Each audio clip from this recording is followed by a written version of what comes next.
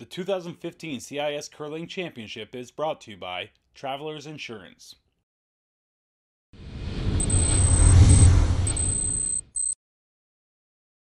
Final day of the round robin at the CIS Curling Championship in Waterloo. Lots of action on the ice, including the battle of the undefeated as the host Laurier Golden Hawks took on the Alberta Golden Bears. And no surprise here, this one would come down to the very end. The Bears up 1-0 with the hammer in the 10th, so Laurier, needing a big steal, they decide to draw to the top of the 4 to try and force Alberta to miss, and Aaron Squires lays it perfectly. So the pressure would shift to Thomas Scoffin to make the draw of his own for the win.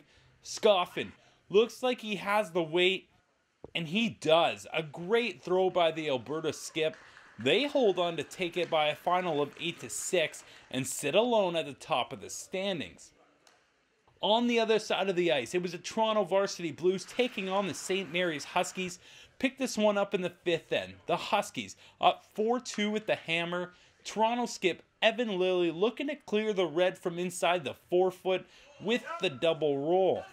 But his shot over curls, and he ends up clearing his own stone, leaving St. Mary's skip Cameron McKenzie with an open hit for 2. And McKenzie's shot is dead on. It hits right on the nose. The Huskies would end up running away with this one as they take it in 8 ends by a final of 10-3. Over to the 12 o'clock draw now. It's the top-ranked Thompson Rivers versus the Brock Badgers. The Wolfpack already up 4-0 in the 4th, and skip Corin Brown was not letting up as she was looking for yet another steal. Brown with a handful of rocks in play, and she gets the tough raised takeout to go, leaving Brock skip Aaron McCauley a tough double takeout to pick up the point. But McCauley catches too much of the nose and doesn't get the roll she wanted, leaving TRU the steal of 1, and they'd hold on to take it by a final of 8-7 to remain undefeated. Finally, it's the Golden Hawks looking to clinch a playoff spot as they took on the Guelph Griffins. Already 6-3 in the 9th when Carly Howard puts on a clinic. First skip stones, Howard looking for the raised takeout to sit herself right on the button, and she executes it perfectly to sit 2.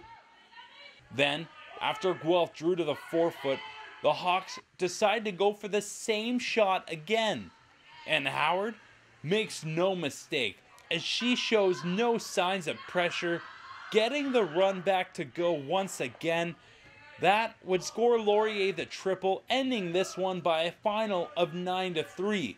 So both Laurier teams would clinch themselves a spot in the Saturday semifinal.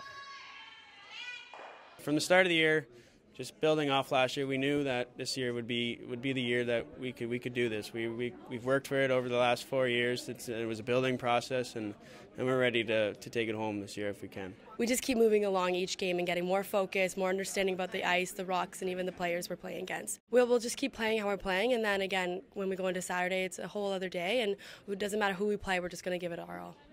And the Golden Hawks would finish off in fashion as they walked over the Brock Badgers in the 4 o'clock draw with an 8-2 final. In the late draw, the Alberta Pandas would squeeze out a 4-3 win over St. Mary's, and Thompson Rivers would finish off the round robin unbeaten with a 9-5 win over Guelph in 9 ends. So looking ahead to Saturday's playoff rounds, the men's semifinal will feature the #1 Alberta Golden Bears versus the Winnipeg Westmen, and the 6-1 Golden Hawks will take on St. Mary's. And over on the women's side, undefeated Thompson Rivers will take on the UPEI Panthers, and Carly Howard and the Golden Hawks will take on Kelsey Rock and the Alberta Pandas.